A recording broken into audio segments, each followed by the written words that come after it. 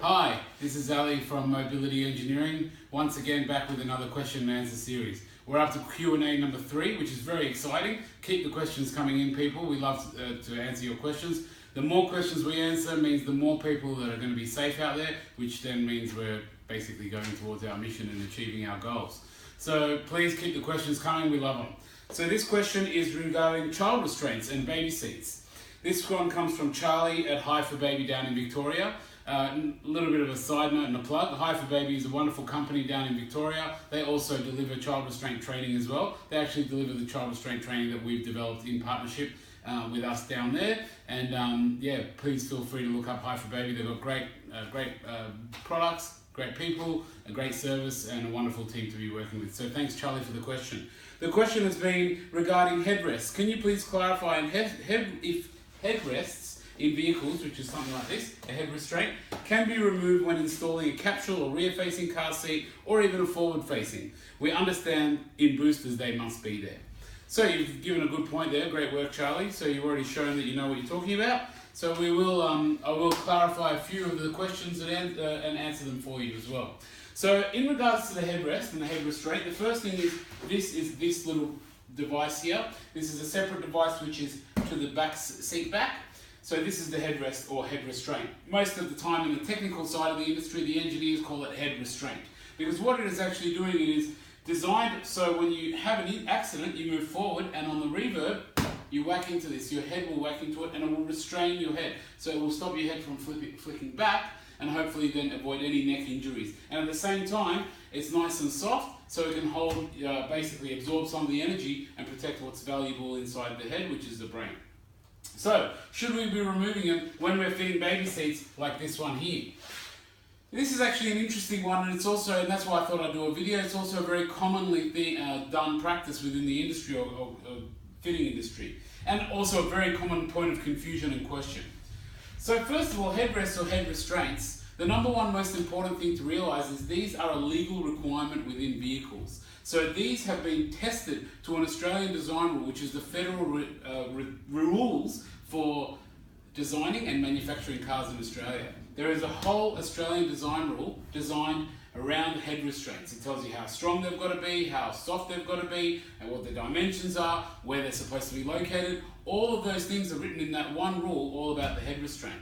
And that rule is applicable to all passenger cars, so which is all the modern passenger cars in our day and age. So if the headrest is there, you've really got to leave it there. If you take it off, then that vehicle at that point in time no longer complies with that rule, which technically makes it illegal. However, in some cases it might be okay, and please listen on to see where it would be okay. So far, we shouldn't be removing headrests. However, there is sometimes you can. So first of all, the headrest is made for the person. So if I'm sitting here, you can see if I'm sitting there, and I move forward in an accident, I'll move back, I will impact the headrest and that will protect my neck and my head as well. In a baby seat or a child restraint, now when I say baby seat or child restraint, I'm talking about one with inbuilt straps, which has like a little red button over here. So a baby seat that looks like this. So in one of these, you have, if you look here, you've got very strong reinforcing, almost like a chassis rail of a truck or something. So you've got very strong reinforcing channels here, making sure that this thing is very, very strong. And so what that means is in a child seat, the head part, the head section that is holding the head in place, that is actually a head restraint on its own. So when you are traveling in this, you don't necessarily need that head restraint to be there because this is a tested head restraint that is going to be used for your seat. And that's also the case in something like this, which is another product. Now, you don't necessarily have those big chassis rails, but if you look, they've done a similar kind of thing, but the inverse. So they've also got strong reinforcements here on the plastic. They're not sticking out, they're sticking in, but they do a very similar kind of function. But what's the same thing between this and that one? You've got the straps that are built in, and you've got the red button between the legs. So these are child seats that the top part of the seat is also a headrest or a head restraint. So what does that mean? That means I can get away with traveling around like this with that seat in there. However, as I said before, we don't really want to take these out because one of the problems with taking them out is, one, they get lost. Two, when we take this seat out, if I want to come come and sit here now and I have an accident and that's not there because someone's forgotten to put it back or they might have lost it or something, I am in a very, very serious potential danger. So if I have an accident, what's going to happen is I'm going to move back and my neck can potentially keep going and end up with a broken neck or broken back. So that is something that we want to avoid at all costs. So in general, if we want to remove the headrest, we can, but what I recommend is a few steps. First of all, actually before we do that step, I will also mention the last thing, which is the booster, and then we'll go on to the steps. The booster.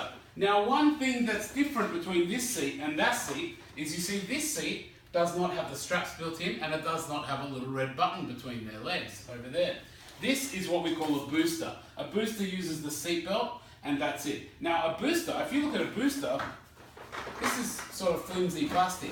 It's not a bad seat, it's one of the top of the range seats on the market, so it's not that it's a flimsy seat, it's just it does not need reinforcing. It's not a head restraint like that seat over there. So what that means is they don't have to make it as strong to hold a head in the event of an accident. So with a booster seat, you must at all times, like Charlie pointed out in that question, you must at all times have your headrest there so the booster seat is well protected and well supported.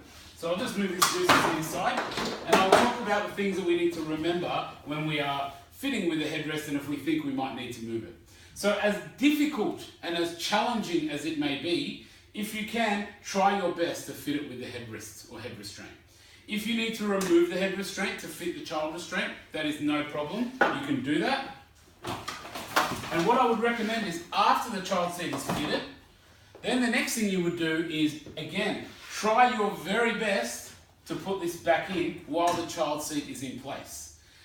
As I said, it's not required for the child seat, however, it's required for everybody else and at all other times. And also, as was mentioned in this video, somebody in that question had been pulled over by the police and had been advised that their vehicle was not roadworthy because that headrest was not there. Now, it's an interesting one because technically, if you want to go right down to the letter of the law and the black and white law, the police officer was actually right. Because the thing, in order for that thing to be roadworthy, it must meet all the Australian design rules. And once you pull that out, it technically doesn't have it in there anymore, so it technically doesn't meet the Australian design rules. Yes, we're going right down to the letter of the law, and in this case, if you want to look at safety, if this was not there with a baby seat, with a strap and red button between the legs, from a safety point of view, not a real major risk. However, with a booster seat or for anybody else, it is a major risk. So we want to avoid taking that out for everybody else. So if we do take it out, what do? Well, I would strongly recommend if you are a fitter or if you are just an end user at home or somebody, have some kind of reminder system or something to remind you to put that back in and don't lose it, because if you lose it, they're very expensive to buy new and it's very, very difficult, I guess, sometimes to justify going and buying something that's been lost. So we see it all the time, we get it asked all the time. If you can avoid taking off the headrest, try and leave the headrest there at all costs. However, if you do need to take it off, you can only do it with a seat that has inbuilt straps and the red little crutch buckle button there.